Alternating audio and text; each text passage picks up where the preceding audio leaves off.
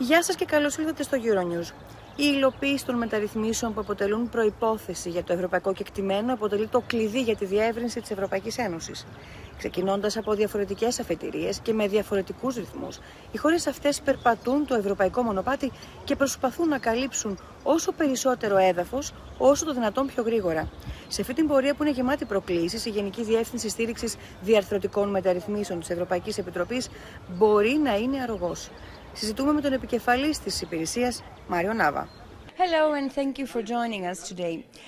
You have a very difficult task in DG reform. You design reforms and then you support countries to implement them. Could you please explain how your service works? Certainly, difficult, but definitely passionating. And when you have the passion, you can even do difficult things. What we do, we always start from the will of the member states. So the member states has a will, has a political will to do a reform. And then we work hand in hand with the member states to help them actually design the reform in the details. So we granulate the reform and then we help the member states to implement.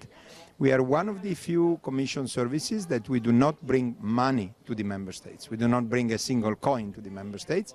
What we bring to the member states is knowledge, expertise, maybe some best practices from other countries, some good link with international organizations. So we work basically as an advisor to a reform for a government.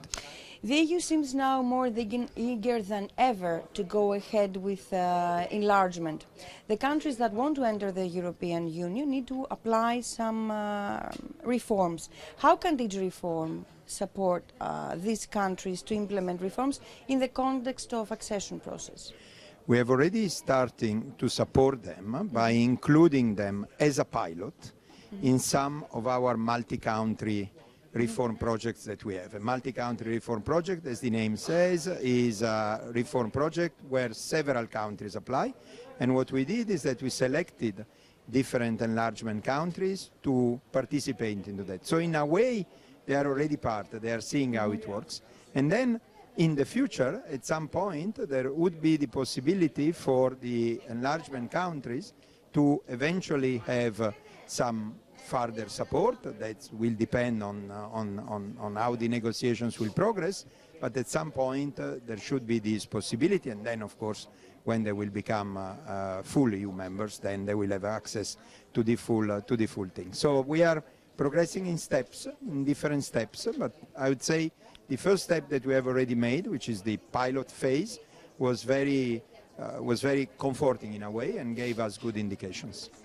So you're already working with some enlargement countries as far as concerns reforms. What is critical in this process and what do you think these countries should focus on?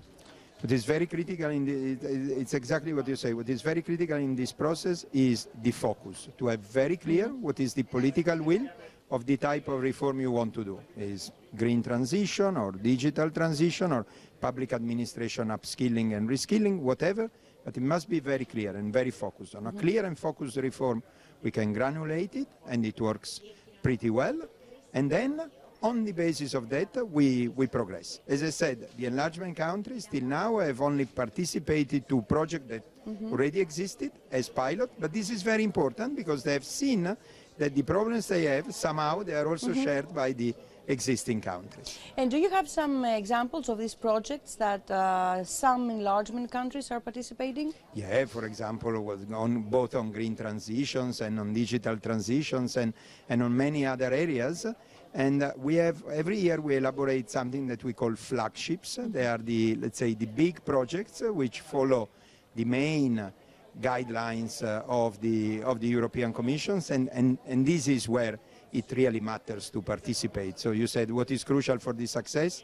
Commitment, ownership, and also focusing on things that truly matter. Thank you very much. Thank you very much to you. Thank you.